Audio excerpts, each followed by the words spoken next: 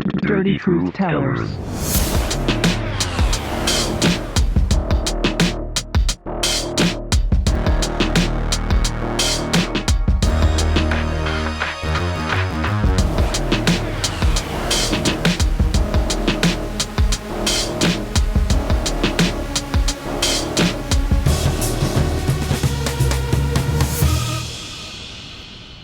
So good evening, everyone, and welcome to Epstein and Hassan, the Dirty Truth Tellers. And tonight, Hassan, I'm sort of busting at the seams. I know you've been excited all day. For a couple of reasons. We have a great guest today, Yes. but I also want to let a little bit of a secret out the bag, okay? What? You know, right before COVID hit 2 years ago, we wrote a book called What You Can and Cannot Say During Interracial Sex. And what happened was the book came out right when COVID hit. So we were planning on selling our book at our live shows, Right. but we haven't done a live show now in 2 years. And well, here's the big news. We have today, as we're speaking right now, our book is actually being printed. It's being printed and published, whatever. And we will start having a book. You know, because all we had up until now was on Kindle. People could look at it on Kindle. Yeah. And I myself don't really enjoy. I would rather read. What's the matter? I'm just listening to you. Oh, well, you went like that. Well, I mean, if you really want to know what's the matter, I was in the middle of a sentence and you kind of dove in. But we were both talking at the same time. You could have let me finish the sentence, though. Oh my God, you finished like 15 sentences. So why don't you go ahead? Okay, the point is that I prefer a book opposed to Kindle, and he recognized that he prefers a book opposed to Kindle. And the thing about the book that makes it so great is this wonderful artist, Marianne Petit, did the illustrations. And so you really get to have the illustrations and the great story. And the thing about it is the way we wrote the book, we have first person, second person, third person, and observation and songs. So that's what I'm so really, I mean, yes. that was just like, I really couldn't top that. No, you could not. Had I have spoken and said what was on my mind, it never could have equaled what you just said about. No, it could not have. So I'm really glad that Thank you, sweetheart, for understanding. Wow. Yes. So. Married life. It's not married life, it's COVID life. After spending, as we've said many times, I thought I knew this woman. I was married to her for over 30 years before COVID, but in these 2 years of nonstop, like we're in this tiny little apartment. The first 6 months, we were like in a prison cell on lockup. I never knew he had anxiety. I never knew you, actually. It took me, I didn't know you. It took me 30 something years to get to know you. And now that I know you, it's, been interesting. I didn't know you. So anyway, tonight we're very excited because we have a very special guest, Hassan. Yes. His name is The Blade. And The Blade is a very old friend of mine, but I'm going to give his resume right now, okay? Yes, go ahead. For quite some time, he worked for Penthouse Magazine, and those were the happiest days of The Blade's life. Whenever you would see The Blade, he'd be surrounded by women that he had a name for them, but we'll let him call them by his own famous way he says that name. And The Blade worked for Penthouse Magazine. He's a journalist, so he has been in the journalism business his whole life. Right. He also is an actor. Early in his life, he was an actor, and he's a very talented actor. And he's going to do some acting on our show today, which he's kind of famous for. When was he famous? He was one of the regulars on the Black and the Jew Comedy Hour, and we used to do a weekly segment called Culture at the Computer. Yeah. And The Blade is our film expert. Like The Blade knows, especially if you get into like 70s, 80s kind of films, he's an expert on that stuff and a good actor as well. Yes. But probably the greatest thing The Blade has ever done in his life, Hassan, in terms of his career. Well, being my friend, but I met The Blade a very long time ago. We both went to Long Island University. That's where we met. And The Blade is actually the man who gave me my start in showbiz, because he was the sports director of WLIU radio. And The Blade, with his great wisdom, saw my talent when nobody else did. And he made me the play-by-play voice of the Long Island University Ladybirds, women's basketball. And that was the start of my broadcasting career, which has led into this unbelievable career led me to New York Talk Radio, and now to my YouTube show. But he's the man that gave me a chance. Ladies and gentlemen, please welcome the Blade. Thank you, guys. Good seeing you again. What has it been, 3 years since I saw you guys? Long time. Very long time. Very long time. Pre-COVID? Yeah. Pre-COVID. Yes. Very long. So what have you been up to since what have you been doing during the 2 years of COVID? Well, when I lost my job at Penthouse, lost my job. When the company went belly up, I got a new job at WebMD. And I was production manager of Vision Monday magazine and U.S. pharmacist for the last 5.5 years. So I've been doing that and working from home for the last 2 years. So how is that, like, working from home? You used to work in Greenwich Village, right? So you have to come in from your home on Houston Street, Houston and Greenwich. Right, but now you work out of your apartment. Oh yeah, it's a dream job. I mean, no more getting up at 5:30 in the morning. Subways, which is like the Wild West today, and it's been great. I mean, so far, can't complain.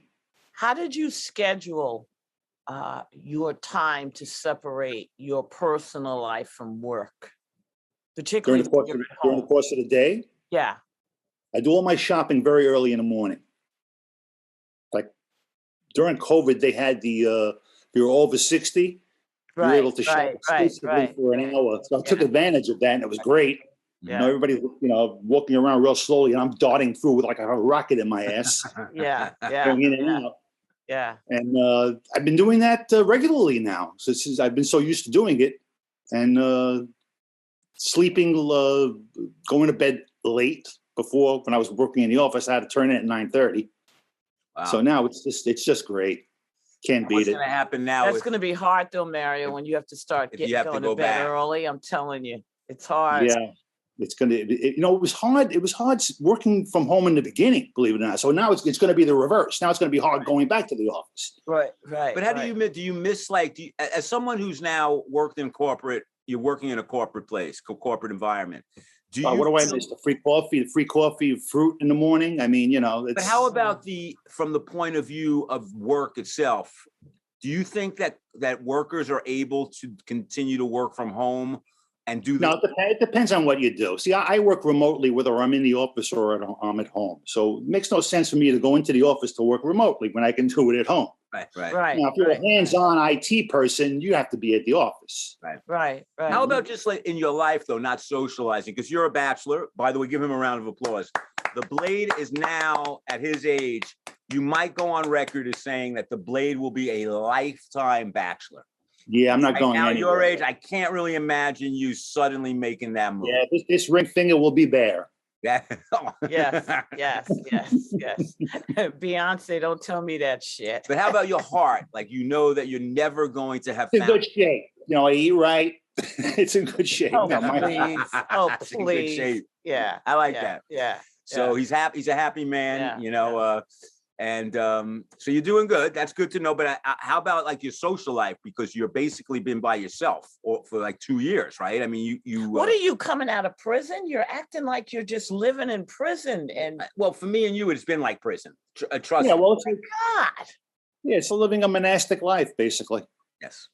How about masturbation? Have you been masturbating during these? Doing that less. Been doing that less. So give him another round of applause. This is. I think that happens as you get older. Yeah, I think it's you're kind of laying there, and it's like, what shit. I guarantee every man over 60 has some kind of a prostate problem. Something. I don't care who you are. You're going to have a prostate. It's part of being a man. Yeah, I mean, mine is that I basically pee every 6 minutes. Every 6 minutes, I'm on my way to the bathroom. That's why we don't know. Every 6 minutes? Every 6 minutes. A slight exaggeration. A little slight exaggeration. Yeah. I don't want you to get nervous. He works for WebMD. He's already looking it up. This guy pisses every 6 minutes. You got a problem, my boy. He needs rubber pants, wouldn't you say? Yeah. But that's why we don't sleep in the same bed anymore. Between her hot flashes, her snoring. I couldn't take it anymore, Blade. Her snoring she's like Louis Armstrong. When she starts snoring, it's like blowing it into my ear. You know what it is, Blade? Oh, he's been in our bedroom apartment. He's seen is it. so hot. And when you sleep in a was very really- hot room, it dries out your throat. So when we were Plus, staying upstate, Huh? you have that steam heat in the wintertime, right? Yes. It kills you. so when we were upstate and there was no heat and you snore and like sounded like a trumpet like Louis Armstrong but they for 2 had days. steam heat Oh, there. okay. All They right. had steam okay. heat. All right. Something on your Yeah. arm? Yeah. Calm I got a down. little twitch here. Got a little twitch. So you guys going back on the road? What's the story? You gonna be doing Well, live performance? We're going to be performing again live. We're not announcing that tonight, but we are going back because Oh, good. Okay. we haven't performed live in over 2 years, and it's coming very soon. That's why that's why we're doing the book thing, because we didn't want to put the book out until we could perform and sell the book after the shows. So now everything is coming together, and we will be doing our show very soon. So I'd like to comment something on you and Blade. yes, Um, how good looking we are for two old motherfuckers. well, that and men a lot of times don't have friends when they get older. And Well, you're not going to make new friends. I mean, unless you join a over 50 community or Yeah, but- 60. what I love about your relationship, you and Epstein, is you've kept a connection there. I mean, we've been friends for almost 50 I years really now. like that. It's almost 50 years that we've Yeah, been same with friends. Smoke Cats. I mean, Yeah. two of my oldest friends. I mean, I've got some old friends, but I've been, haven't seen them or spoken with them in a long time. So, Yeah, 50 years of But that friendship. doesn't decrease the love, which But is Blade, great. Blade was, I did meet him. I mean, he gave me my first job, What did you see in him? I'll tell you, I thought you had the best voice in the whole joint for the most part. even better than Ron Speck. Yeah, Speck was he was there was some phoniness about his voice, Yeah, he faked his voice. He tried to make it deeper. and fake. I'll give you just a quick rundown right here. Sister Lewis is bringing the ball up with the right-hand dribble. She fires it into the corner. Stephanie Rahming, 20-foot jump shot. Bingo. Oh, That's what I'm man. talking about. I knew it Let me get my. Yeah. Well, I don't want to hear from please. you. I want him to tell me how great that was. Oh, He man. does Yeah, that yeah. when we're having sex, Blade. Yes. Oh, by the way, after I hired him, I got fired as sports director.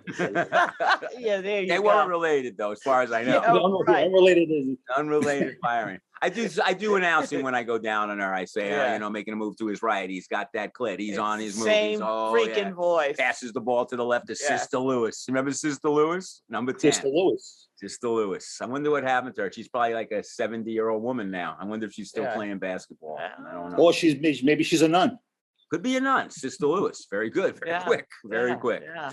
So here's the exciting thing. You and Blade are going to act in the scene tonight. We're going Yes. to bring back culture in the computer. Yes. And we used to do the show with more people, so we would all review you. Tonight, I am going to be the only critic. So, Blade, would you like to set up the scene since you chose it and let us know where it's from and stuff like that? Yes, this is a scene from the film Ghosts of Mississippi with Whoopi Goldberg as Mrs. Evers. And what's his name as Baldwin. Baldwin. So you're Alec- doing the Baldwin character. Alec. Yeah, I'll be doing the Baldwin character. There'll be no guns allowed during the shooting of this acting because Alec Baldwin. no guns. weapons. And Whoopi won't be saying any. What did she say that got her suspended from the TV a few weeks ago? Remember, she got suspended for something. What did she? Was there something COVID or something? Was it COVID related? I don't remember. We're almost afraid to say those words, that Yeah. particular word, because Yeah. YouTube sometimes they'll take it off. Yeah. So I don't know. We'll go off of that word. Okay. Stay away from Okay. that particular word. Okay. So are you ready to do the scene? Yes, I am. So, ladies and gentlemen, this is very. Let me just preface it again. She's going to his office to explain to him why they can't open up the case against her husband's murder, which happened 40 years previous. She's explaining to him Yes. why she doesn't want the case open. Well, right. That the possibility of having it open is going to be Painful. almost an impossibility. And this is the story was based on Medgar Evers. Yes. Yes, his death. Yeah. All right. When was it? Late 50s, I believe. I actually don't know. I remember from the James Baldwin movie. It must have been in the 50s or the 60s. Yeah. So you guys ready? Mm-hmm. Do you need to do any acting, stretching, or anything like Nope. that before you start? Nah, we're just gonna wing it here. Nope. All right, so go ahead. Let's wing. Who starts? All right. Say scene. Scene. Hello, Mrs. Evers. Bob DeLauder. How do you do? Pleasure. I'd like to explain that in order for us to pursue this, we'll need more than an article in a newspaper. We'll need new evidence.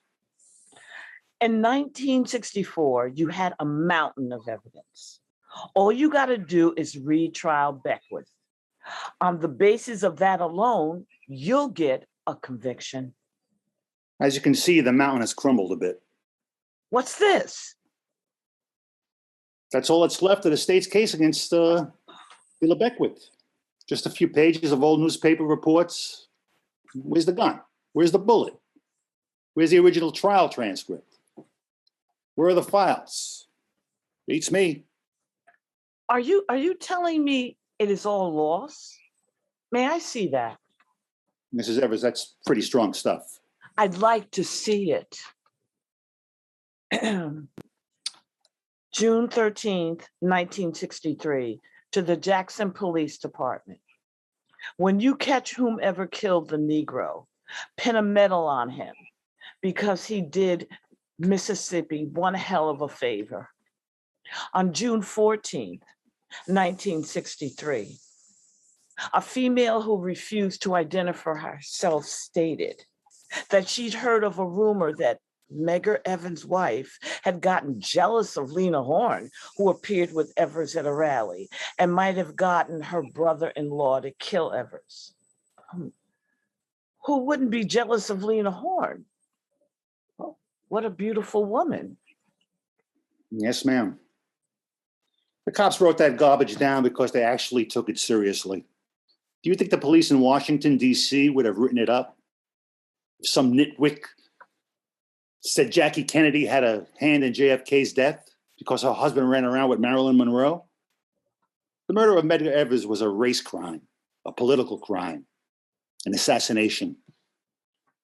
Beckwith is free today, thanks to a racist jury, a racist police department, and a racist DA's office. I don't need to sit here and listen.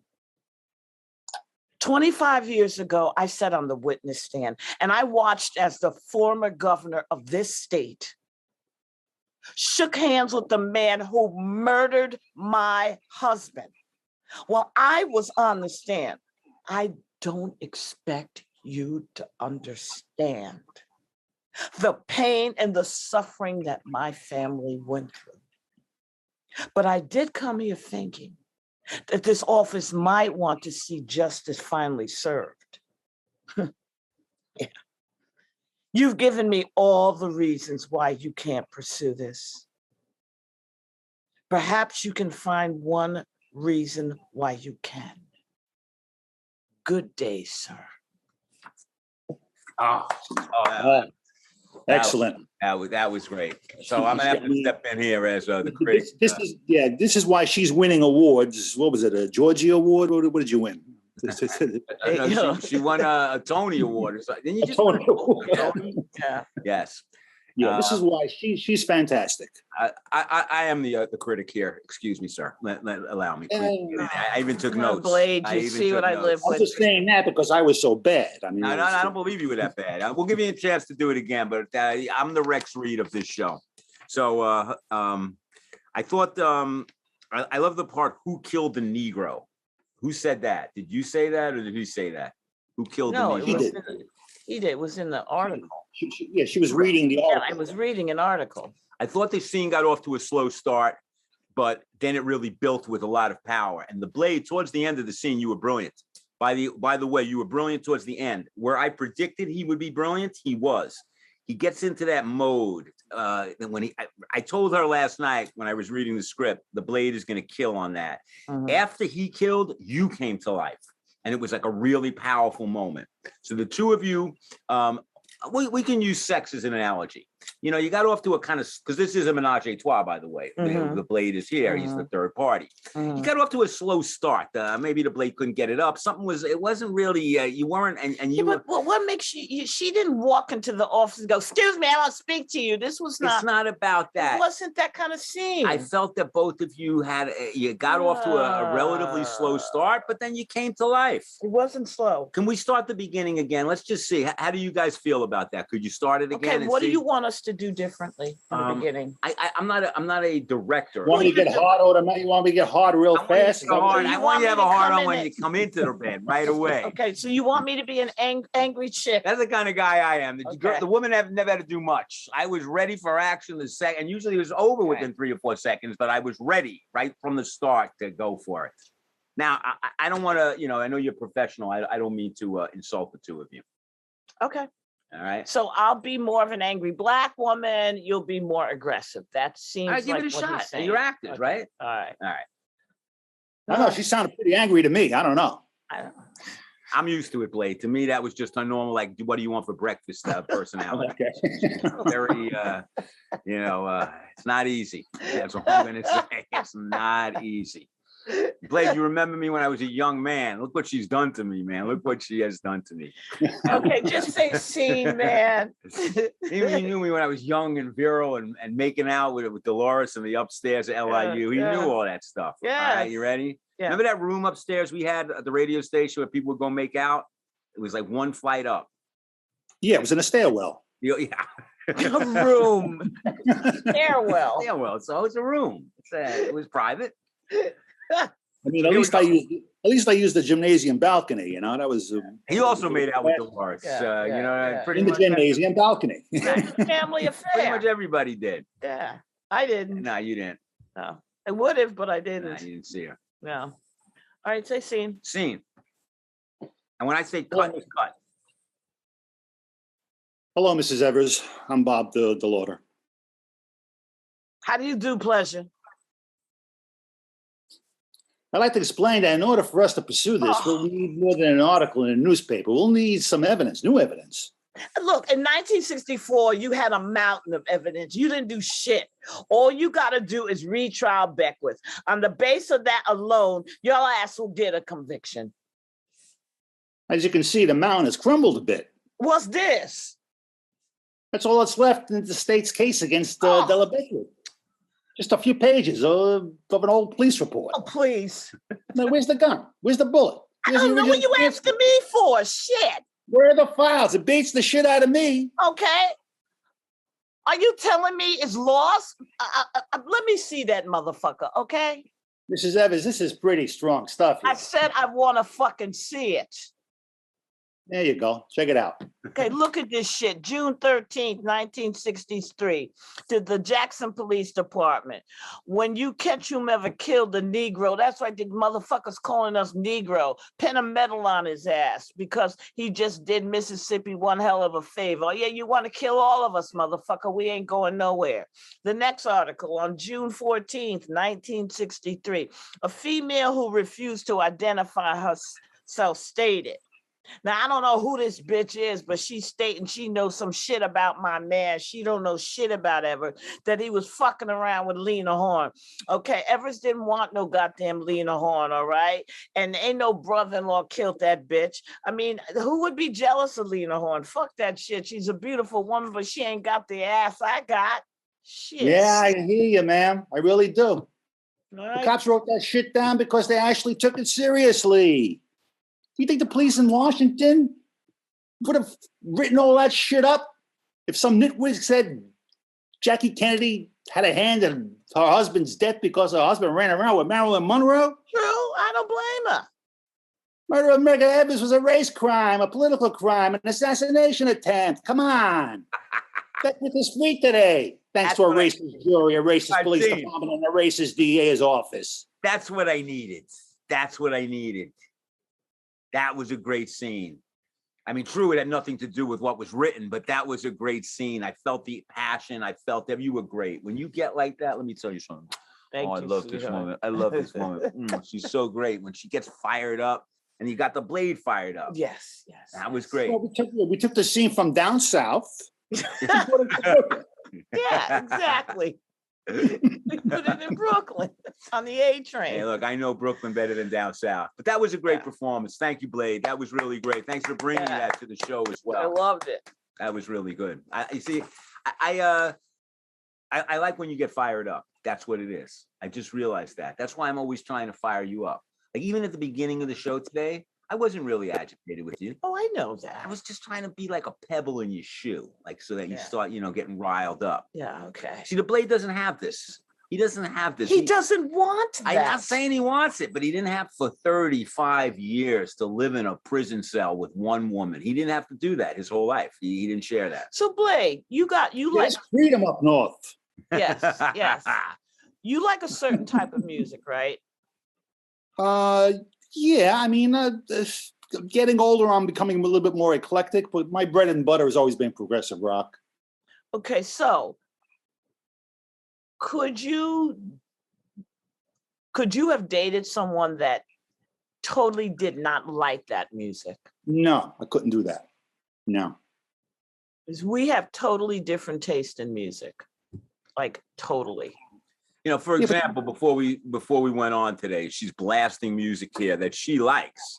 It's not my music at all. She blasts her own music, and we don't share that. Occasionally, we do get together, and we did get together on a band that the Blade turned me on to a long time ago, King Crimson.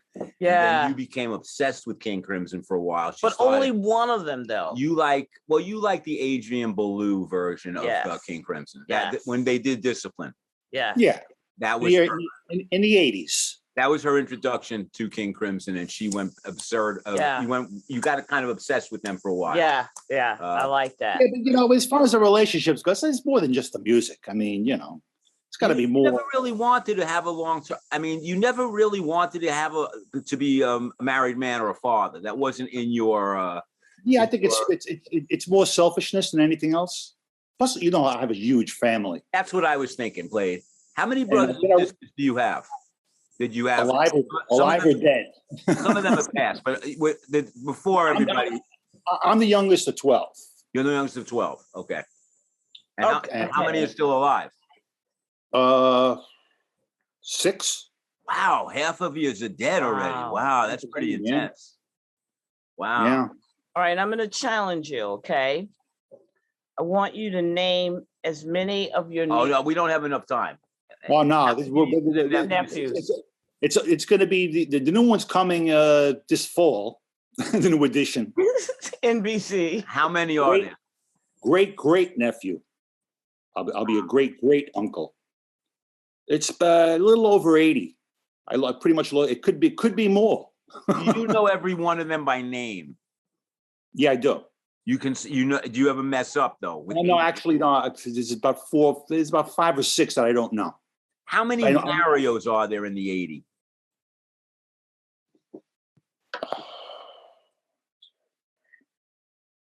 Five. And your dad was Mario.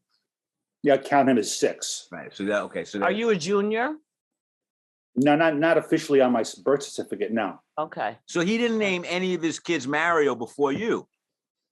That's right. Wild. Wow, he waited till his 12th child because he may, how did he know he was going to have 12 kids? That's a lot. It's funny you say it because my mother named my sister after her, and she's the youngest daughter.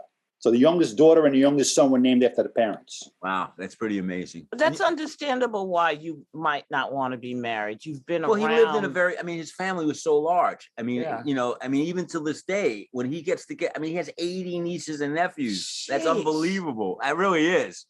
But your dad, he lived a very long life, right? He lived to about 100.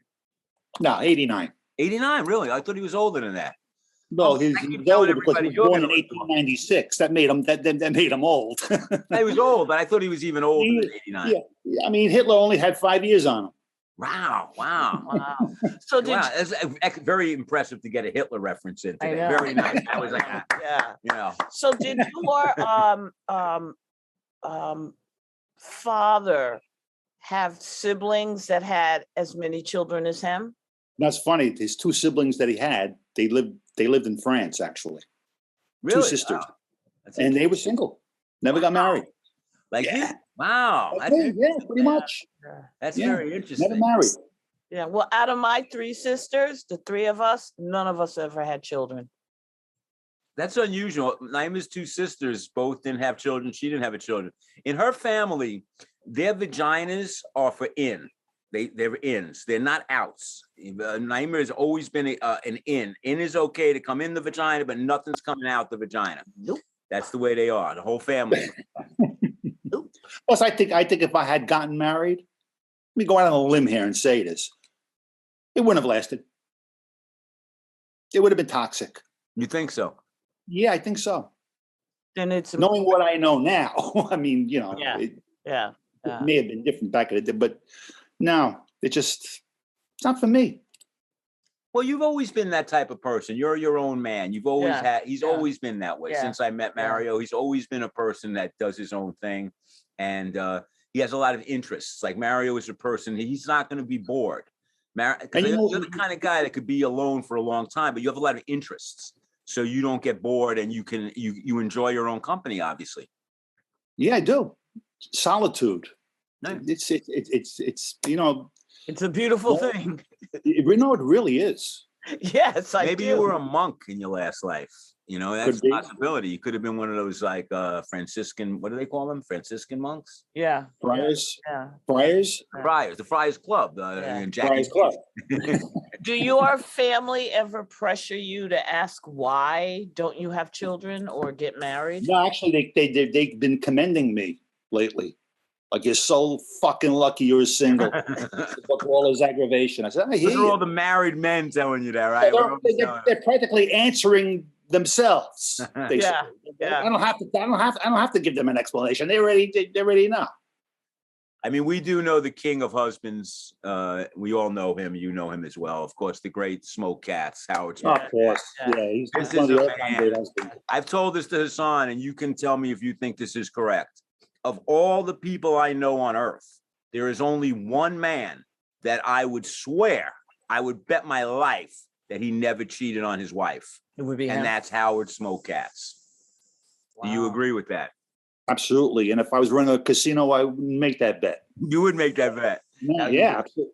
You I would make that bet. and said, well, the other guy, of course, is you, Steve. But I didn't hear that. I didn't hear him say that. No. Oh, thanks a lot. Oh, my we're friend. not- My friend. Yeah. Wow. Yeah. He's not gonna lie at this age. Yeah. Okay, Yeah, Blade. but Howie's true blue, you're true light blue. Yeah.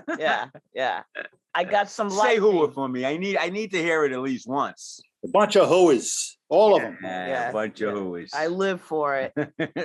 I have some cool lightning questions. You choose one: McDonald's or Burger King? Neither. American Bandstand or Soul Train? Soul Train.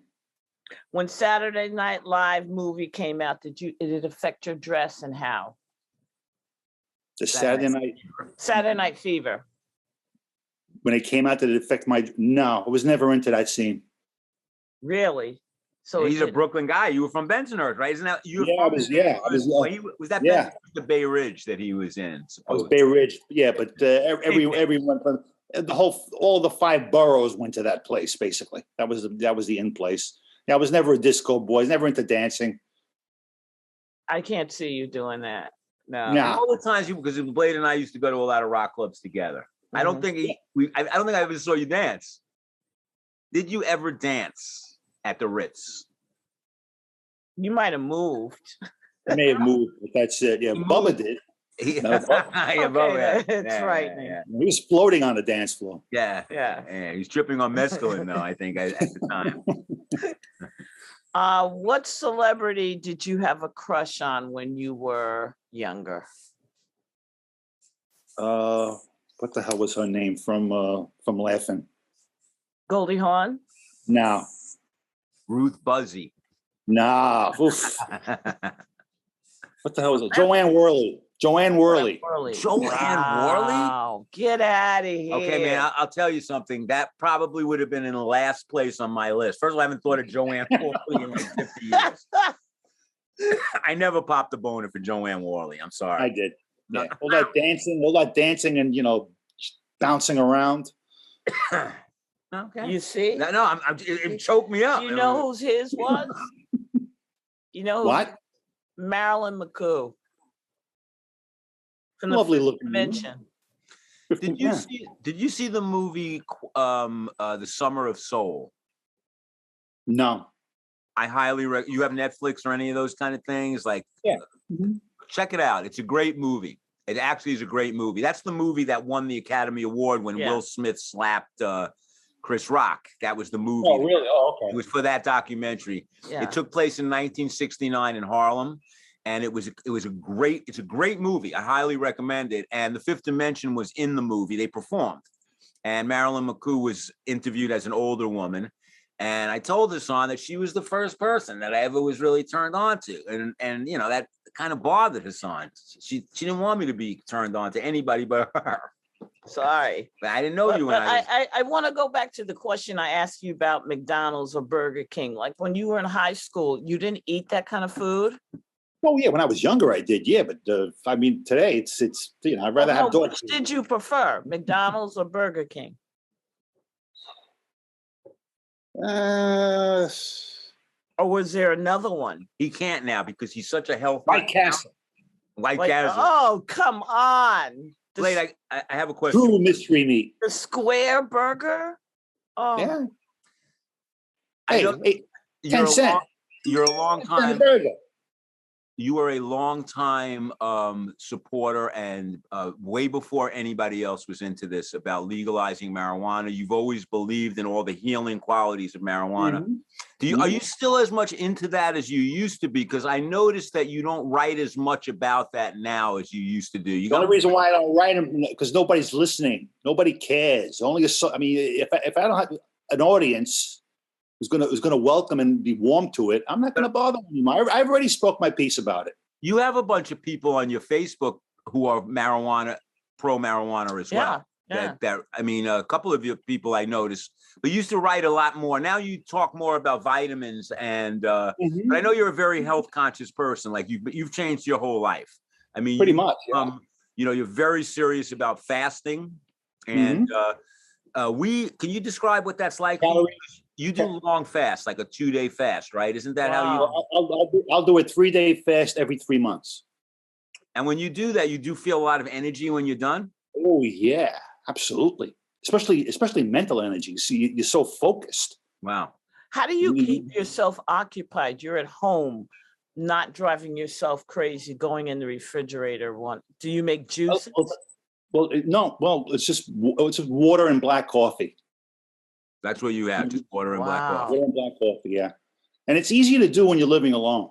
There's no peer pressure. There's nobody coming in with a pizza pie and, you know. Yeah. Because I know we know people who are very into fasting and believe very much in the healing quality that, you know, very much into doing fasts like that. People really need to do it on a regular basis and that you will live longer. I know that you plan on living at least to 90, right? Well, God willing, but I mean, you know what's important? You don't believe in God. One day, God's not going to have anything to do with that. Well, I'm doing it for all my pious friends out there. But time restricted eating is important. You have to eat within a certain window of time during the day. Okay. Like I start eating at 1 and I stop at 4, then I won't eat again until 1 o'clock the next day. And you're able to do this. You're very disciplined. Yeah, I can do this. I can do this consistently. I can do it consistently. Yeah, unless I have a wedding to go to that's at nighttime, then I have to change things around. But it's that window of time that you're supposed to eat, and then give your body a rest so it could heal. Well, you know, I gave up salt, and salt's impossible. Salt's in everything. It's going to be impossible to eliminate it from your diet. It's just amazing not using it. I mean, if you buy a green pepper, it has sodium in it. So the body needs some sodium. Of course. I mean, her doctors have actually told her that she needs to eat salt to get more salt, which was shocking to hear. Of sodium and sugar. Yeah, sugar's the big problem, in my opinion. And it's hard to eliminate sugar entirely, but I take it or leave it. You know what I do? I have a donut. And every Sunday, I buy a dozen donuts to go to my sister's because I like that shit. I'll eat half a donut, and another half equals 1. You know, I'll take a variety of 1 and 1 and eat it. But that's the extent of my sweets. Wow. Sunday.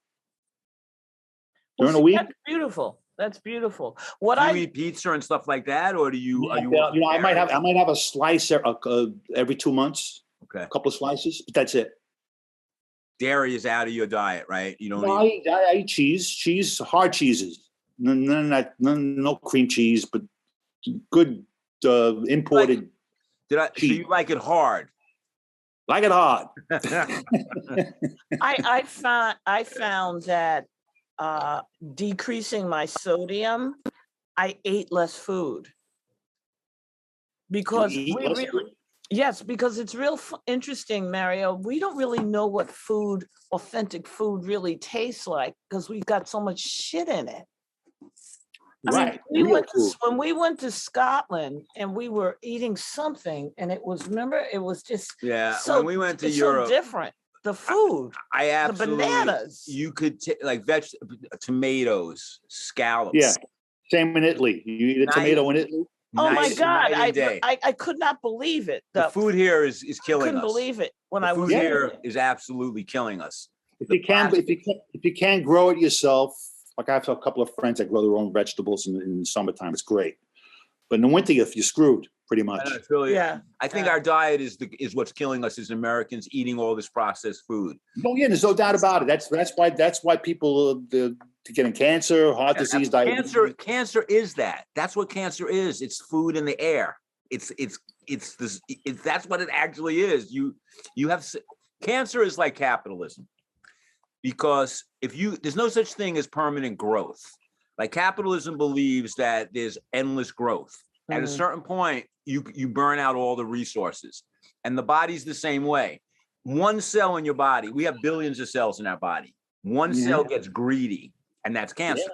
But it's because of the food and the atmosphere and the smoke in the air and all these things. That's what's killing us. But you have to condition your body into destroying that unhealthy cell. Your body, and that's what you do. You're very. I mean, really. I mean, you see him on Facebook. He's like a scientist. We call him Dr. Blade now. I mean, he's not just a blade, But I did notice like I said, only a select few listen. I mean, they said, "Oh, I'm not going to be happy if I have to live that way." All right, then live, be happy and and die young.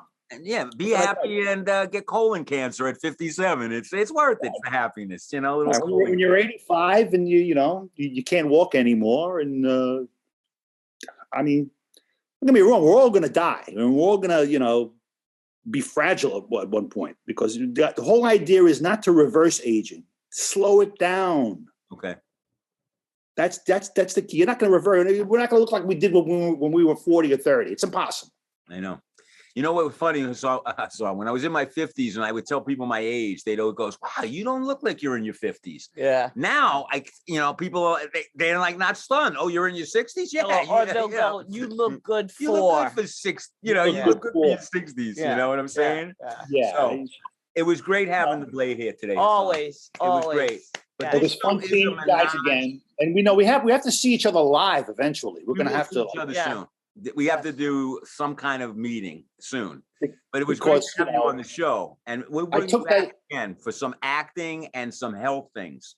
Right? He's a good guest. I think he should be our correspondent. Well, yeah, he could come on like every once in a while and do, but acting too. He needs to act, and maybe we'll bring back some of the. I love doing these scenes with you, Blade. I absolutely do. But we started this show Menage a Trois because originally we were just doing our own comedy. And then we started doing couple to couple, like having other couples.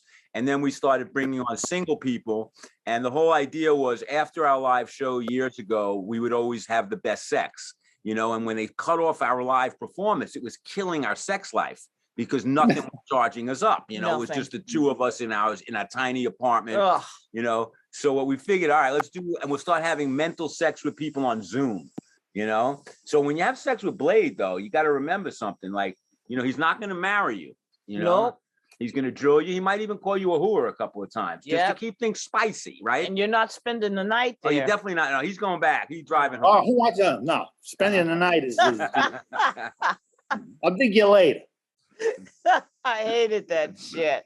I hated that. This is what I'm talking was- about.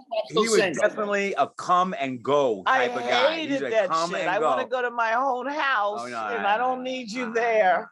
no. Many of when my I first started girlfriends are seeing- listening. They're probably going to agree. Oh yeah, he was a shit.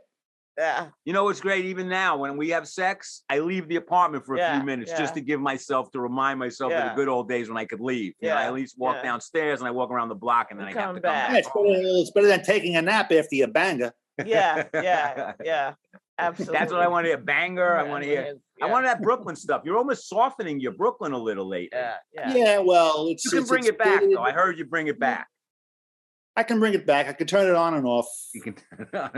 Yes. So, I hope you had a great time, Blade. Ladies Yes, and I gentlemen, the Blade Thank you for having me. and Epstein and Hassan's Dirty True Tellers, and we'll give you more information on our upcoming live shows and our book in the next couple of shows that we do. Yeah. So thanks for tuning in, and thank you to the great Blade. We love you, Blade. We love you, Thank Blade. you. Thank you very much. You're an awesome motherfucker, The man. Blade. Yeah. Thank you. Thanks a lot. Take care.